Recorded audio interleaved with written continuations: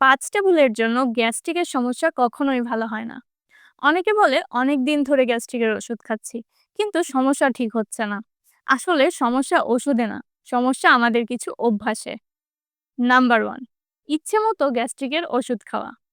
Omeprazole, esomeprazole এসব ওষুধগুলো যখন খুশি যতদিন খুশি খেলে কাজ করে না। অনেকে তো আবার খাবার গ্রহণের পরপরই এগুলো খেয়ে থাকেন, কিন্তু এগুলো খাওয়ারও একটা নির্দিষ্ট সময় আছে। সাধারণত খাবার গ্রহণের 30 মিনিট আগে এসব ওষুধগুলো খেতে হয়। ভুল সময়ে খেলে গ্যাস্ট্রিকের সমস্যা কমার বদলে এসব সমস্যা থেকেই যায়। নাম্বার 2, চা বা কফি ছাড়তে না পারা। পেটটির নামে খালি পেটে চা বা কফি খেলে গ্যাস্ট্রিকের সমস্যা কখনোই ভালো হবে না। আপনি যতই ওষুধ খান, এসব ওষুধ কাজ করবে না। নাম্বার 3, পেইন কিলার বা ব্যথার ওষুধ খাওয়া।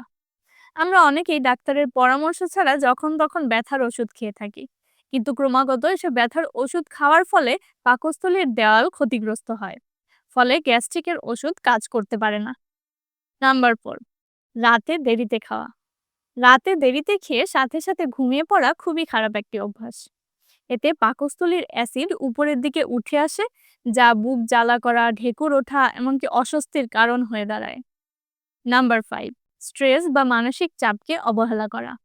দীর্ঘদিন দুশ্চিন্তা কিংবা মানসিক চাপে থাকলে শুধু ওষুধে গ্যাস্ট্রিকের সমস্যা ভালো হয় না। মন শান্ত না থাকলে পাকস্থলীও শান্ত থাকে না।